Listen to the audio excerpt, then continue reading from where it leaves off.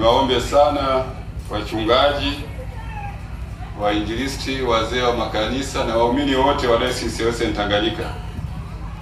Hebu tujivike wito wa kumtumikia Mungu na kuwatumikia wale ambao tumekabidhiwa kuwatumikia. Imani ishimwe. Tujenge nidhamu katika utumishi wetu, na hii itatusaidia sana kujenga mahusiano ya karibu na wale tunaowatumikia. Kwa upande pia wa nchi yetu, mnafahamu kwamba kutumika si watu kanisani peke yao.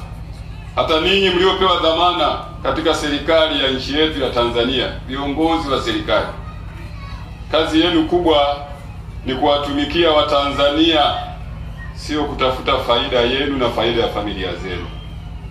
Hivi majuzi tumemaliza uchaguzi mkuu wa nchi yetu. Rais akikufanya kuwa waziri au katibu mkuu au mkuu wa mkoa au mkuu wa wilaya au vyovyote vile, anakuteua kwa ajili ya kuwatumikia Watanzania ambao ndio hao wamempa dhamana ya kutawala nchi yetu katika miaka 5 ijayo. Si jambo nzuri sana kwenu ninyi viongozi wa serikali kutanguliza sana nafsi zenu, lakini tuwaombe sana mjue Watanzania wana changamoto nyingi za maisha. Mnazijua, sio kwamba mzijui. Mmetoka huko.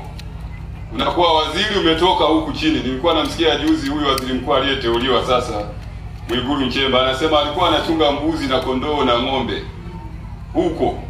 Tatizo sisi mara nyingi tukipata nafasi tunasahau tulikotoka, alafu tunaanza kutumikia tu nafasi ile ya juu. Si jambo zuri. Kwa waziri lazima ukumbuke ulikokuwa umetokea. Ulikuwa unatembeaje wakati huo?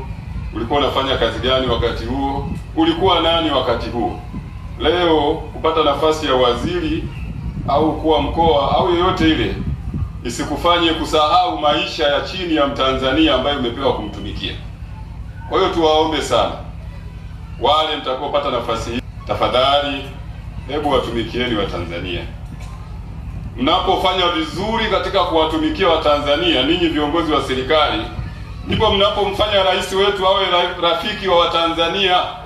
Bwana Yesu asifiwe. Lakini mnapofanya madudu, mnamtengenezea wadui rais na Watanzania. Na kwa hiyo hatutafurahia sana uongozi kama kutakuwepo na hiyo hali inayojitokeza. Nchi yetu ina changamoto nyingi, lakini ninyi viongozi kama vilivyo kanisani, kwa pamoja tunamuomba Mungu, lakini na ninyi mna nafasi zenu. Hebu watumikieni Watanzania. Tuombee sana nchi yetu, tuombee sana rais wetu, na tuombee sana viongozi ambao tumewachagua hivi karibuni, wabunge, madiwani na wote watakaopewa mamlaka, ili watuongoze katika haki na kweli. Na hivi ndivyo nchi yetu itakavyostawi, na hivi ndivyo Watanzania watakavyosikia furaha ya kukaa katika nchi ya Tanzania. Furaha hiyo naona hapa juzi tu katikati wametokea rapsha wakati wa uchaguzi, mioyo wa Tanzania imeraruka. Huu ni wakati ambao utakuwa ni kipindi kizuri sisi kama kanisa kuendelea kumwomba Mungu.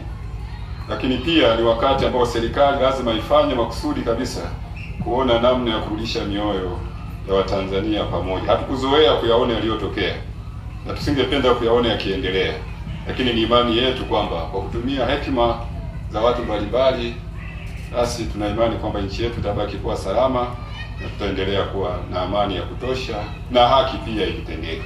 Kwa hiyo Mungu alibariki taifa letu la Tanzania na viongozi wake, lakini zaidi sana Mungu abariki Dayosisi yetu ya Tanganyika na kuendelea kumtumikia Mungu kwa furaha. Bwana Yesu asifiwe.